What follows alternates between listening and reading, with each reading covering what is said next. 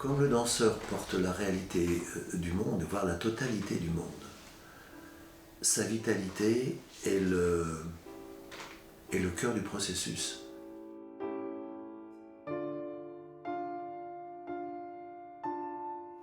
Et cette vitalité, lorsque l'on est jeune danseur, que l'on sent confusément à l'intérieur de soi-même et qui a du mal à s'exprimer par contingence sociale, par contingence éducative, par contingence économique parfois.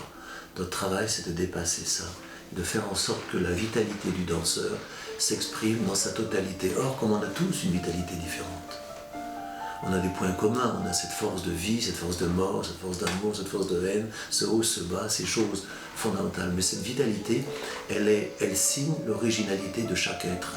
Et c'est ça que l'on explore dans la danse. Et c'est ça le cadeau que fait le danseur au spectateur.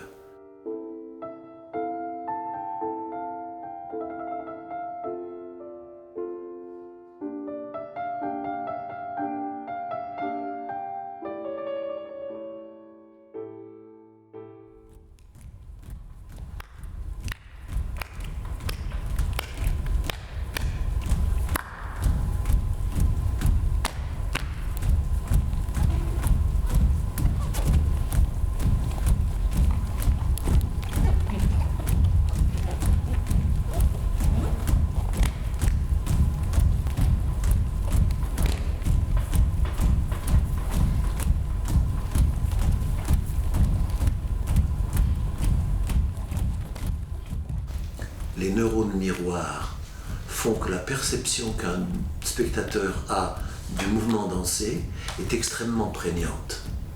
Les neurones miroirs agissent à 60, 70 ou 80% de l'efficience du mouvement pour le cerveau du spectateur. Ce qui fait qu'on est absolument passionné, on est enveloppé de cette dynamique. Donc lorsque l'énergie est telle qu'elle traverse le spectateur, la vie même du spectateur est bouleversée. Et c'est ce qui fait la force de la danse et l'immense bonheur du spectacle de danse.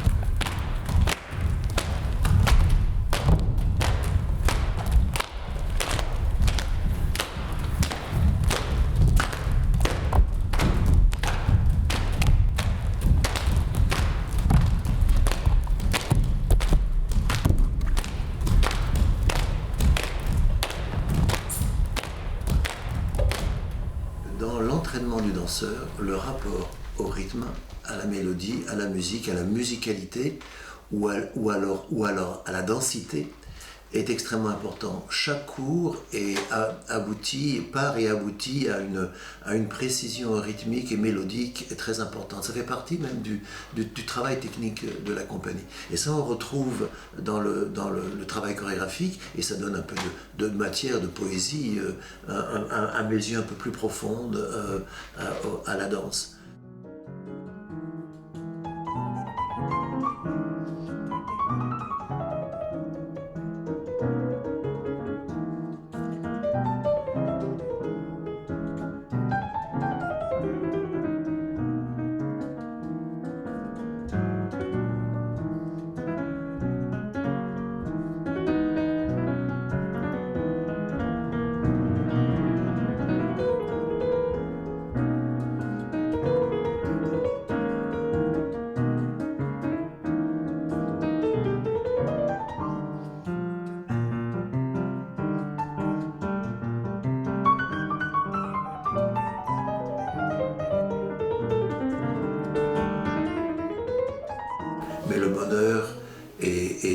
n'est pas dans le pré. Là.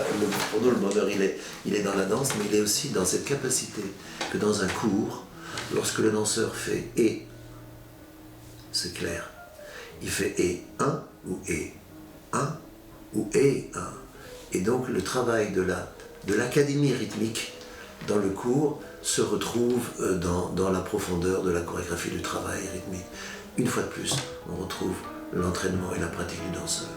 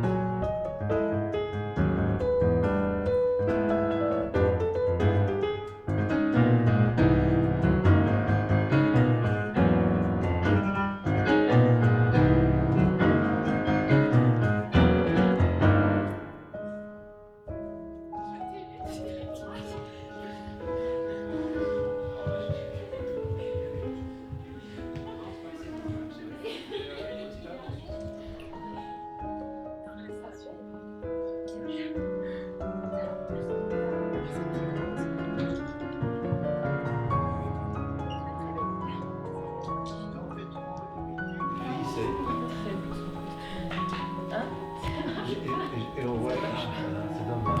De quoi? Non, non, c'est ce Ah que ça, vous voilà. Ok.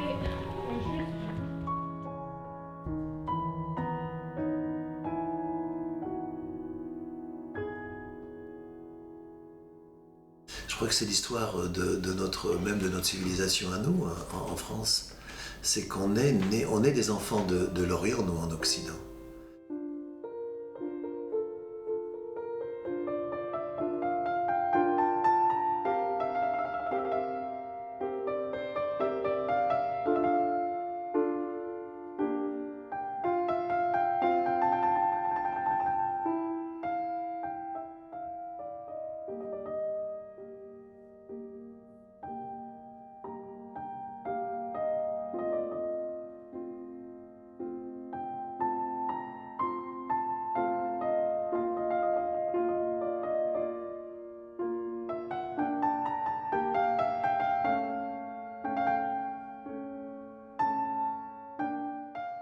Une amie me signale une conférence d'un professeur de Langzhou à Paris, Belédian, qui vient faire une conférence sur un des grands poètes arméniens du XXe siècle qui s'appelle Tcharets. Et là, il s'est passé une révélation, et pour moi et pour mes danseurs qui étaient présents, lorsque l'homme parlait de cette poésie en français, la traduisait en français, on comprenait ce qu'il disait, on pensait que tout ça était intéressant. Mais dès lors qu'il se mettait à parler en arménien, dire le texte en arménien, c'était saisissant. J'en ai encore le frisson. Ce qui se disait en arménien, ce rythme-là, on se regardait avec les danseurs, c'était nos danses. La façon de rythmer, de passer du rythme binaire au rythme ternaire, de séparer les séquences, d'inverser les séquences, cette rigueur de la verticalité, cette musicalité à court terme, à moyen terme et à long terme, c'était stupéfiant.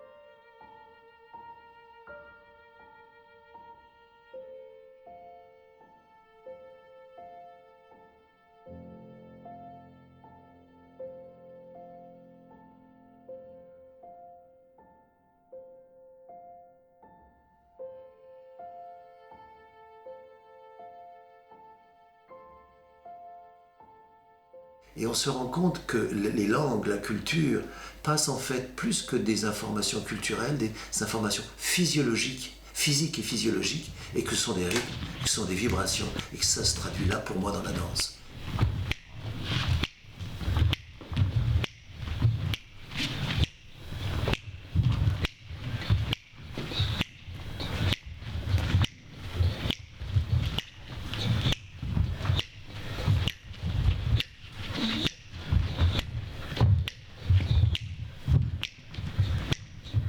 Dans les années 80, je rêvais de faire des danses en rentrant de New York. Comme tous, on était un groupe de garçons et de filles, une vingtaine, dans lequel nous avons encore des amis. Et tous ces gens-là, cette génération rêvait de faire des danses c'est toute cette liberté que les Américains, que les Allemands nous avaient offert et dans leur technique de danse contemporaine ou de modern dance, comme on disait dans les années 50 et 60. C'était un éblouissement et on rêvait de faire toutes ces danses, sauf qu'il n'y avait pas de danseurs pour danser toutes ces danses. Donc il a fallu les former, ces danseurs. C'est-à-dire j'ai pas eu le choix, nous n'avons pas eu le choix. Là où il y avait un vide, il fallait absolument que les danseurs puissent l'exprimer. Et donc on a formé des danseurs, et en formant des danseurs, on s'est soi-même élevé.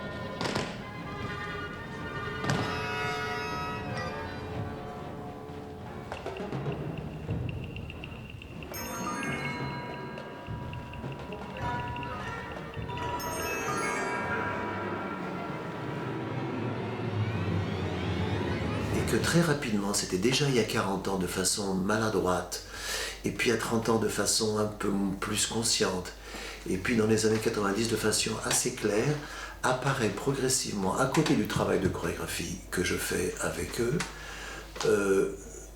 quelque chose de nouveau qui transparaît, qui pour moi est un autre art que l'art du chorégraphe, qui est un art du danseur, de façon totale et entière, qui est un art en temps réel, alors que le travail du chorégraphe est un travail en temps différé.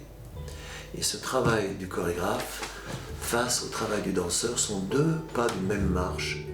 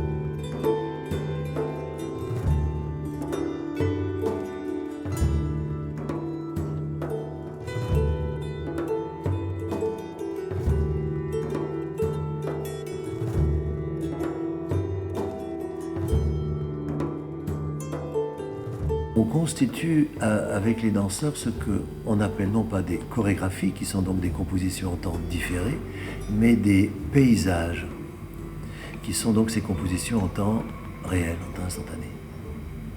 Et la mise en place de ces paysages nécessite un temps fou. Parce qu'il faut que ce soit le trait juste, le dessin, le trait, c'est pas le dessin, c'est le trait juste, un trait intérieur qui est juste pour la situation, et que ces choses-là soient toujours justes dans les situations qui évoluent. Donc ça nécessite des semaines ou des mois de travail. Il y a, à nos yeux, plus de travail que dans une chorégraphie. Et il faut que le trait qui naisse de ces compositions soit infaillible.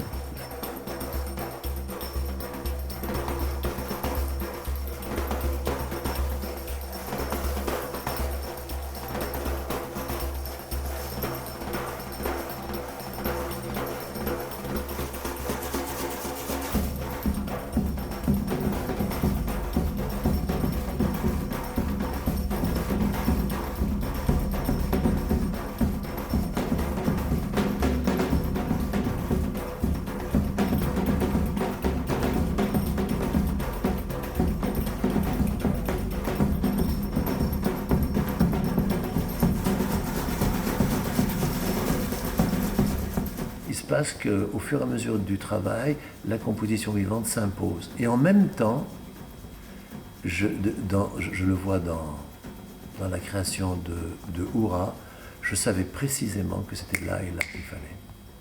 Mais ces deux choses vont de pair.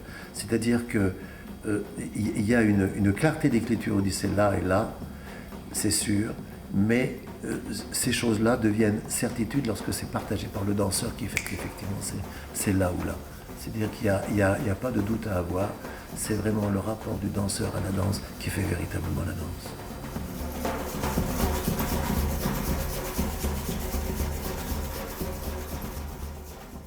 La nature des danseurs interfère en permanence et la réalisation du travail qu'ils donnent n'est jamais la même. Ce qui fait que je dis avant chaque spectacle de composition vivante, mesdames et messieurs, je vous souhaite un bon voyage. Ce que vous avez vu là, jamais nous ne l'avons vu, et ce que vous allez voir là, jamais plus ne le verrez.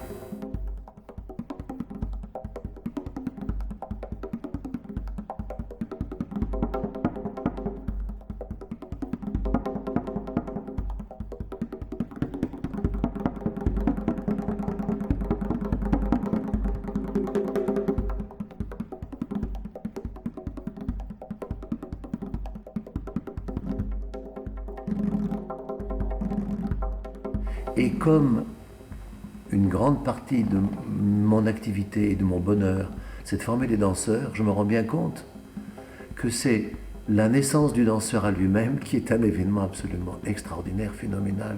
C'est l'événement des événements. Donc on met en place une danse qui fait du danseur le centre du processus, le vécu du danseur, le centre du processus, et qui le fait passer à côté de la chorégraphie, qui demeure, et que l'on développe avec, j'espère, bonheur. On passe du regard royal, passant par le chorégraphe, sur le danseur, à ce que moi j'appelle une république des regards. Et la conscience de cette chose-là fait naître pour nous un art nouveau que j'appelle la composition vivante, ou l'art du danseur.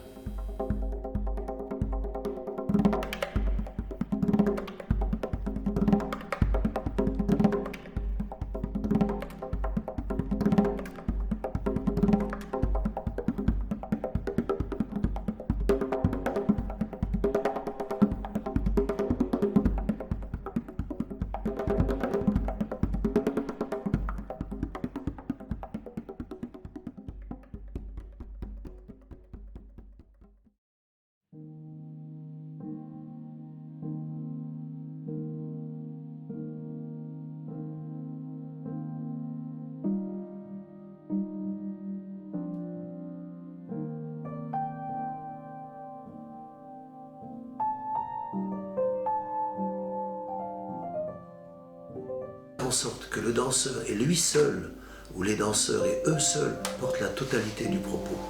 Que l'on n'ait pas besoin de décors ou d'images pour soit habiller, soit cacher la réalité des choses, mais que le danseur à lui seul dise tout. Et lorsqu'on utilise les images et les décors, alors là c'est à bon escient pour renforcer une dynamique poétique que l'on veut, mais c'est le danseur qui exprime tout, c'est lui qui porte.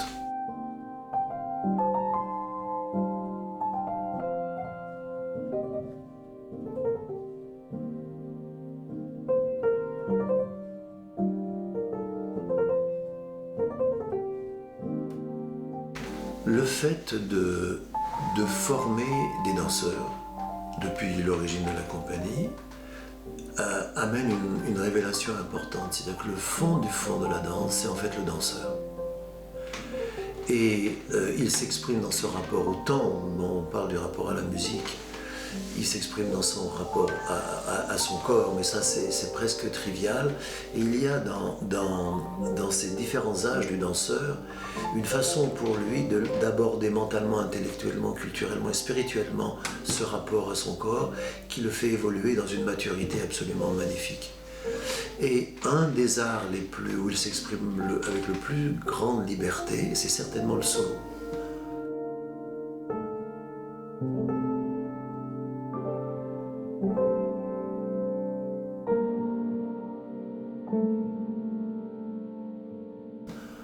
Le solo, c'est l'art du danseur par excellence. C'est le moment où par un simple geste, il dit une symphonie de gestes. C'est le moment où par une simple respiration, il dit notre respiration. Et il y a tellement tout en lui qu'il est obligé d'aller au fond de lui-même. Et il arrive fréquemment qu'un certain nombre de danseurs n'aspirent pas à ce travail, qui est un travail de quête trop approfondi. Et il y a un moment où quand il est prêt, c'est le moment. C'est à moi de le voir quand il est prêt. Et là, on le lance sur des œuvres solo où il révèle tout ce que le mystère de la danse, même plus que le mystère de la danse, je pense que c'est vraiment le mystère de la vie exprimé dans la danse.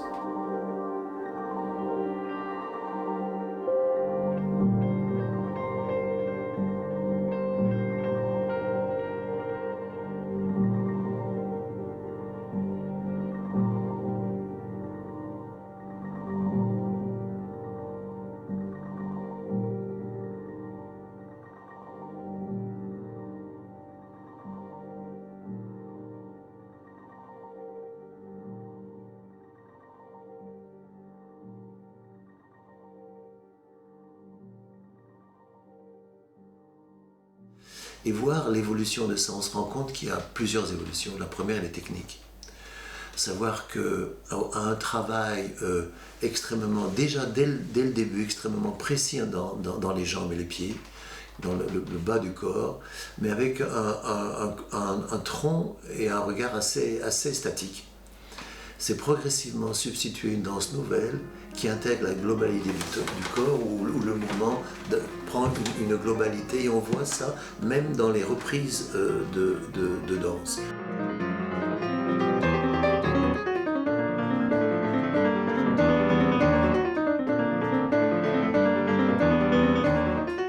Et au fur et à mesure où on avance dans ce travail-là, génération après génération, moi-même je me transforme. Et je sens une évolution formidable, parce qu'il est certain qu'il y a en âge, il y a en art des âges, comme il y a des âges dans la vie. C'est vrai que les couches de préoccupation que l'on a lorsqu'on a 30 ans et jeune chorégraphe ne sont pas les mêmes. On va bien au-delà d'un certain nombre de choses. Mais si on n'est pas passé par ces couches à 30 ans, ou à 40 ou à 50 ans, on ne peut pas aller là. Mais qui sait où nous emmène le chemin? On ne sait pas où nous emmène le chemin. Mais c'est vrai qu'il y a un chemin, c'est le travail de 40 ans.